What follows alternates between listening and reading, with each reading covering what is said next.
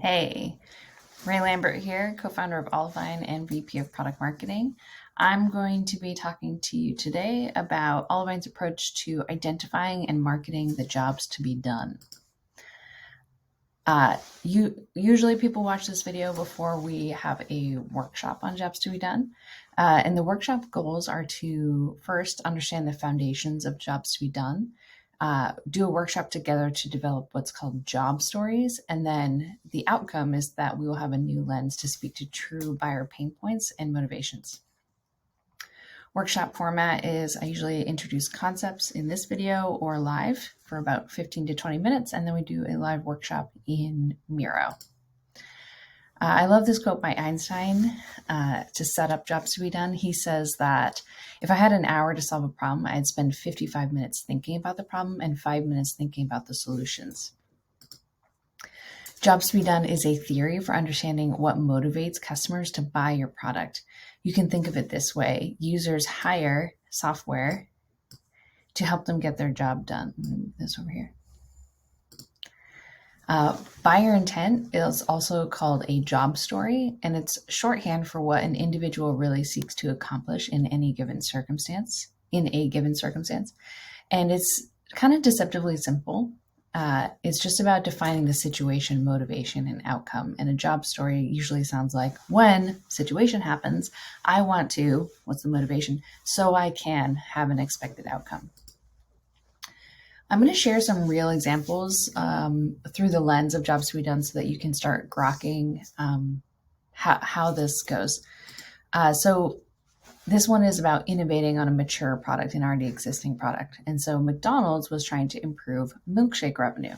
They were trying a whole number of things, including flavors, toppings, pricing strategy. I guess they thought maybe there was some elasticity of demand for pricing, that if the price went down, the demand for milkshakes would go up. Nothing was moving the needle.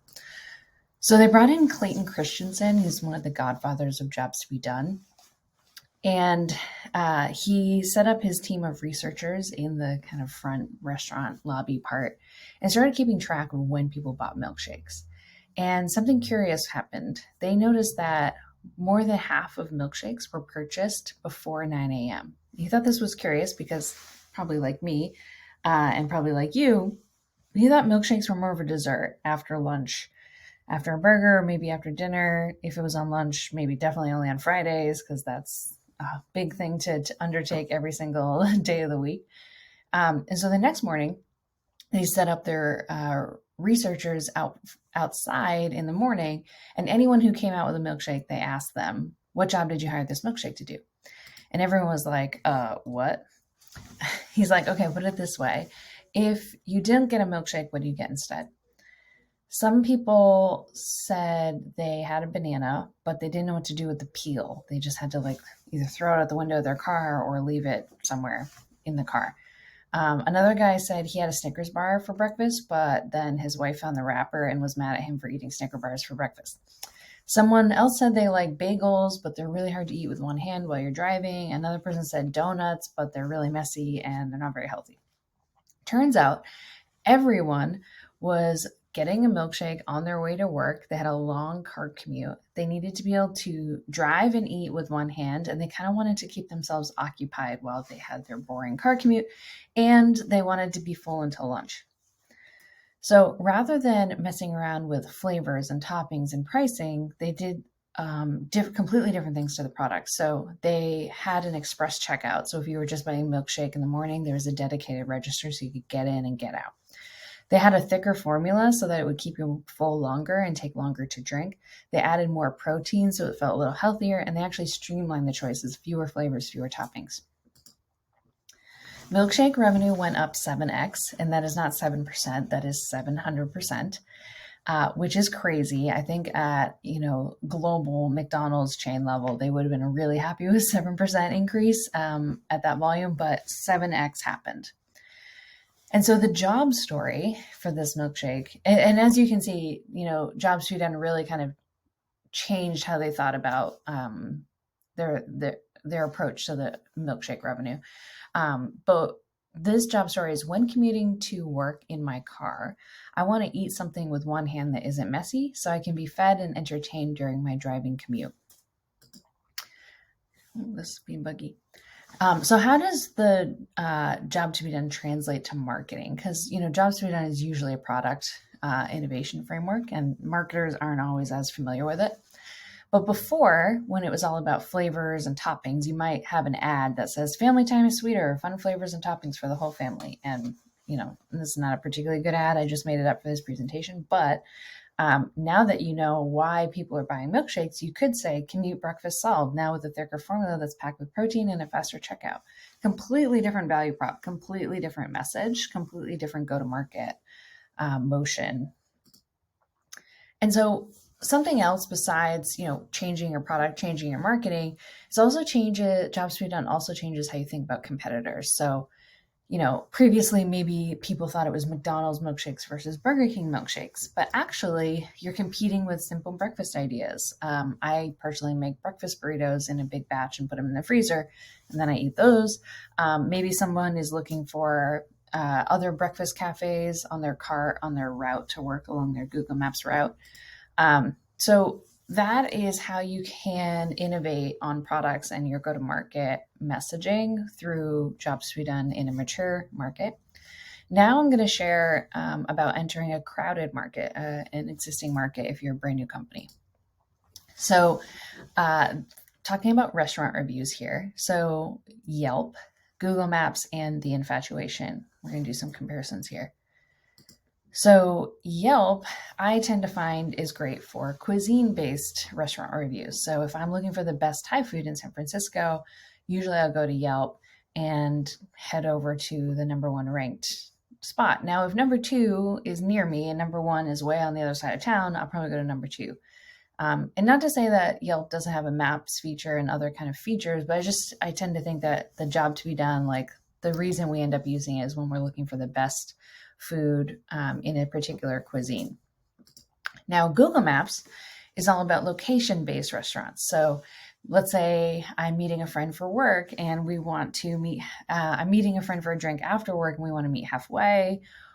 That's still near public transportation, or maybe we're going to a show, we want to grab a bite to eat beforehand. You're going to look at the general vicinity and then you're going to see what shows up there. So this is location-based restaurant reviews.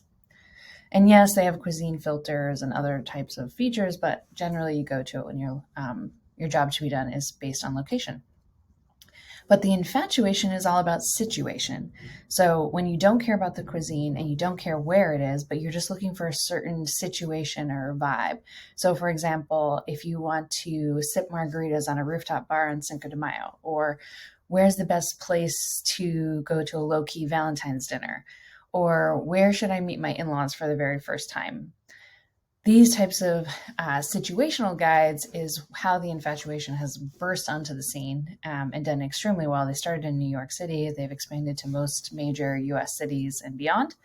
If you had asked me before they started if there was room for another restaurant review platform, I probably would have said no.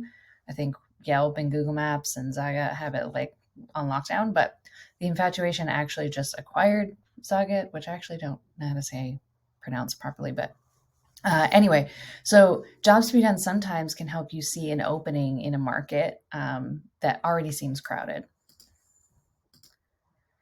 So the job story for the infatuation is, when choosing a restaurant, I want the vibe to suit my situation so I can create the best experience.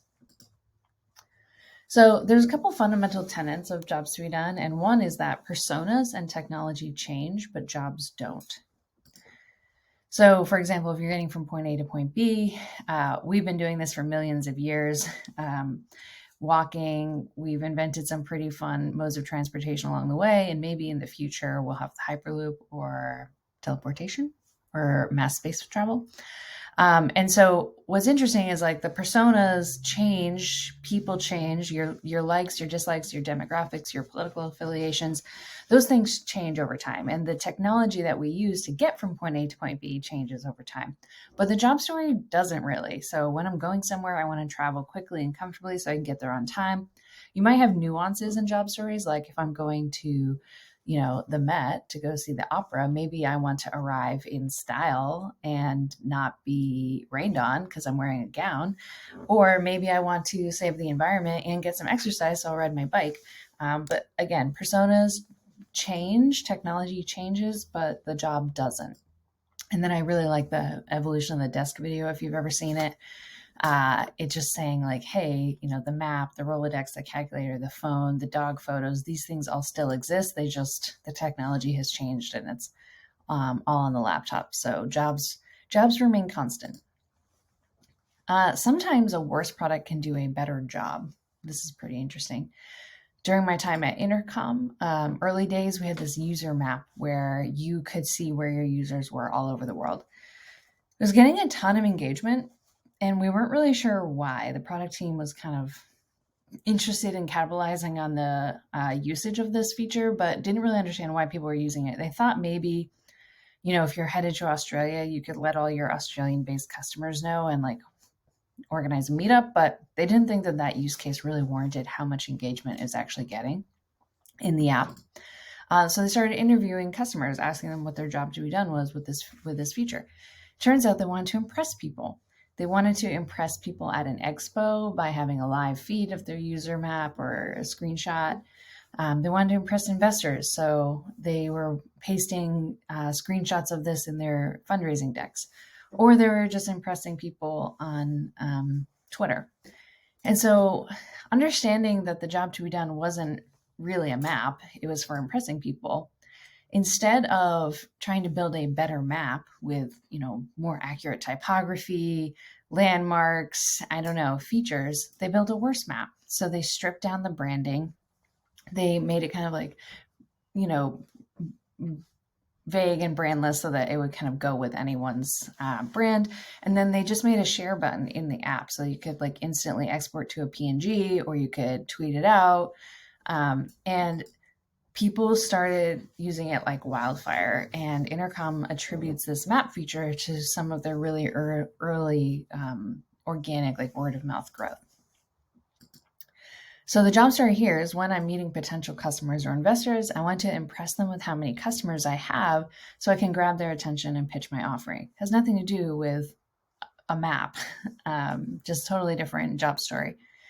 So sometimes, if they had built a better map, that just wouldn't have served the job any better. Also, it would have taken a lot longer to build a better map. I think that this solution was like an afternoon of dev time. Okay, so now we're going to talk about prioritizing the job to be done, because there's often many jobs to be done for every product, even every feature, and it's really important to understand which ones are most important to your customers. I'm going to share another Intercom example.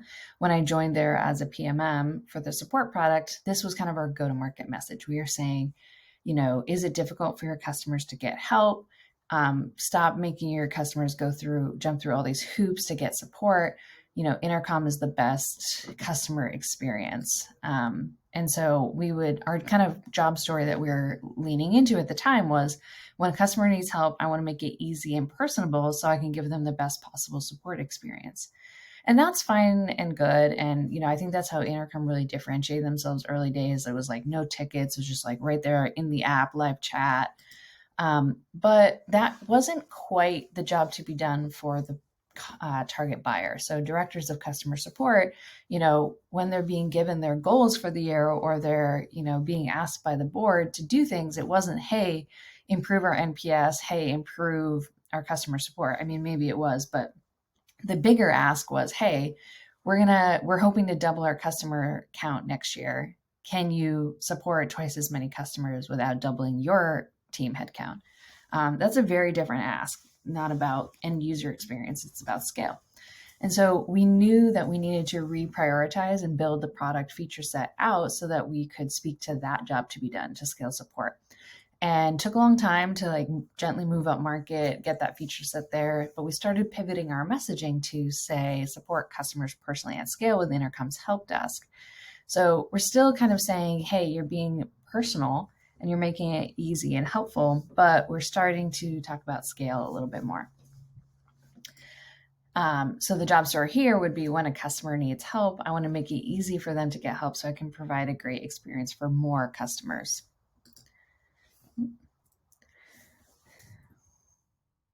And And then now, the last time I checked the Intercom site, it is really all about scale at this point.